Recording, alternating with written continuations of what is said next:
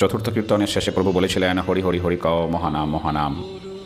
এই হরি হরি হরি কথনের মহার্ঘ উপদেশ যখন কেউই শুনল না, তখন প্রভু ত্রিকাল অর্থাৎ জগতের কীর্দের কঠোর ভাষায় বেল অর্থাৎ সর্পের ন্যায় খল বলে ভর্ৎসনা করলেন।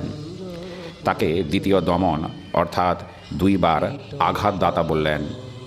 প্রথম আঘাত হল উদ্ধারণ ভাষণে অনাস্থারূপ আঘাত, আর দ্বিতীয় আঘাত হল হরিনাম অনুচ্চারণ রূপ চরম আঘাত। এই দুই মহাঘাতেই পুরুষপতন হল। তাই প্রভু সেই অজ্ঞানী অবিশ্বাসীদের আত্মঘাতী ও মূঢ় বলেছেন। হায় জীব, হরিপতন যে প্রকৃতপক্ষে জীবের নিজেরই পতন, তা যে তারই আত্মনিধন, তা সে বুঝে না।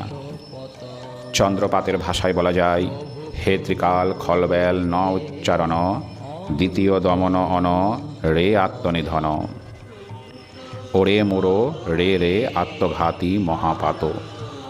অর্থাৎ হরিনামোচ্চারণ না করা যে নিজেকেই আত্মঘাতী করা, সেটা প্রভু স্পষ্ট ভাষায় বলেছেন। সেটা নিজেরই আত্মনিধন।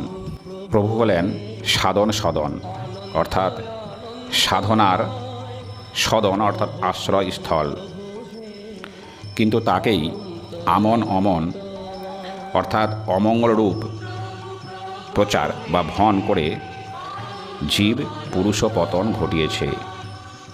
তাই প্রভু তাদের তিরস্কার করে বললেন, তুই শোধ হরে, অর্থাৎ তুই শেষ হয়ে যা। কেননা তাপ ও তাত অর্থাৎ ত্রিতাপে সন্তপ্ত জীব মৃতবৎ। সে হরির পর, তার পরম বৈরী। তিনি বলেছেন পররও পরম পর। তাই তুই মর, অর্থাৎ তোদের এখনই ধ্বংস হোক। তুই পাপী পতিত মায়ার দ্বারা প্রপঞ্চিত। চন্দ্রপাতের ভাষায় বলা যায়, তাপ ও তাত মরা মর, পররও পরম পর, রে পতিত পাপ প্রপঞ্চন। হায় জীব, তোর দ্বারা একই হলো। তোর কি দয়া নাই?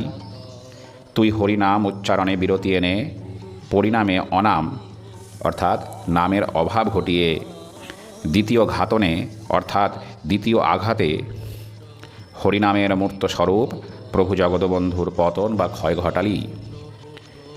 পার্থিব ভাষায় যাকে এক প্রকার বধ বলা যায়। তোদের প্রথম সূক্ষ্ম আঘাতে প্রভু শয্যাশায়ী হয়েছিলেন, আর দ্বিতীয় মর্মান্তিক সূক্ষ্ম আঘাতে একেবারে অন্তর্ধান হলেন। একেই মহামৃত্যু বলা হয়েছে।